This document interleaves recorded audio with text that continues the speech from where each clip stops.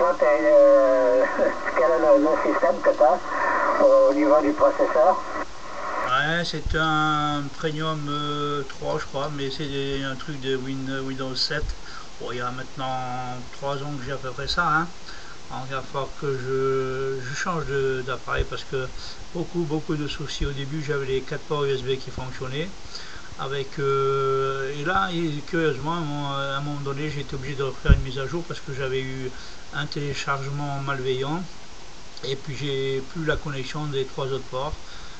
Bon, j'ai perdu pas mal de choses, hein, mais bon, mon intention évidemment c'est de racheter un truc beaucoup plus performant, hein. 20 dB Rolando, à toi.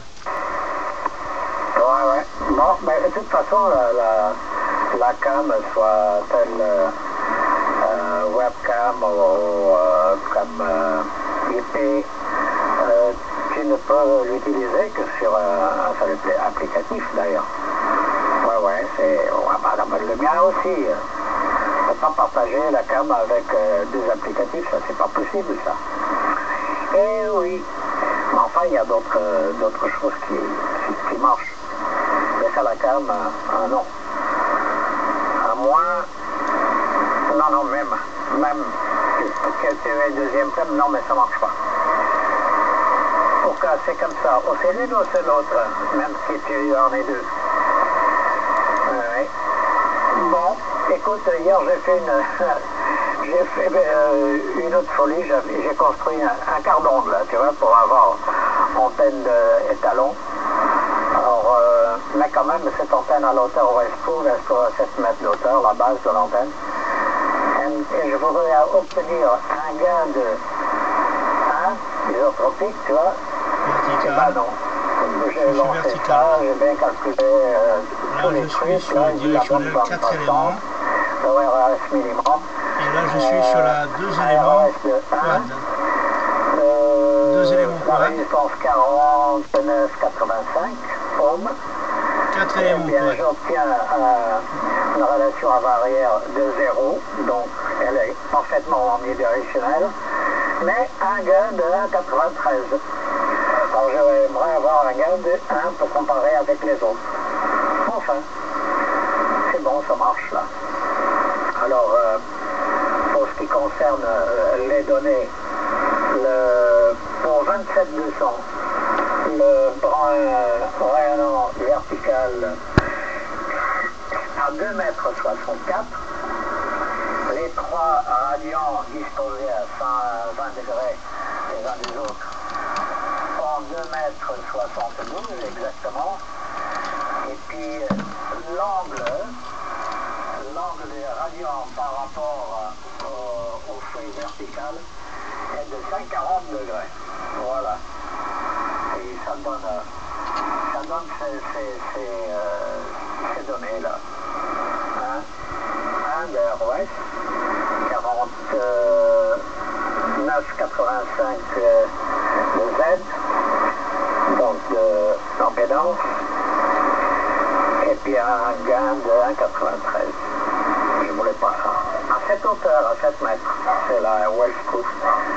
Si ça se trouve, si elle était dans une autre hauteur, elle aurait certainement d'autres caractéristiques.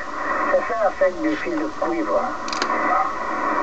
Mais c'est marrant, mes radios n'ont pas 2,72 m comme dans le logiciel, parce que j'ai fait les radios avec l'isolant polyéthylène, donc isolé, et alors il faut déduire 4%. Ça fait que les radios ont 2,61 m au lieu de 1,72 m.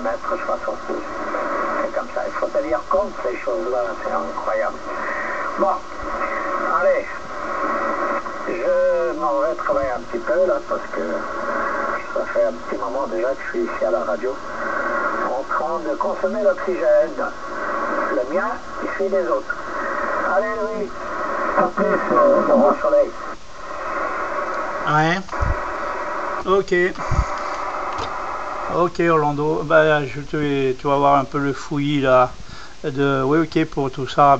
Les antennes, tu sais, elles ont un comportement suivant comment on l'utilise, suivant les... J'ai remarqué que l'isolant, enfin, ça dépend des écartements hein, entre certains éléments qui constituent un aérien, a beaucoup d'importance. Hein. Le quelques millimètres d'écart entre un élément par rapport à un autre, eh bien, ça peut donner pas mal de variations au niveau des rosses et on obtient des gains des fois assez bizarroïdes. Alors, je t'écoutais sur la verticale, ça passait de 56-57, voire des points de 58, voire 59. Ensuite, ça perdait un peu, je passais sur la 4 éléments, et bien là-dessus tu avais un gain de 9, 10, 15, 20 dB. Passé sur la petite, ça passait à 10 dB, 15 dB. Elle ne dépassait pas les 20 dB, hein, la petite. Hein. Mais enfin, disons qu'elle n'a pas la même situation géographique. Elle est un peu plus loin, elle est bien plus basse, et bien sûr, elle est ne composée que de 2 éléments, hein, contrairement à la 4. Mais enfin, elle est plus directive, la 4, ça va de soi. Hein.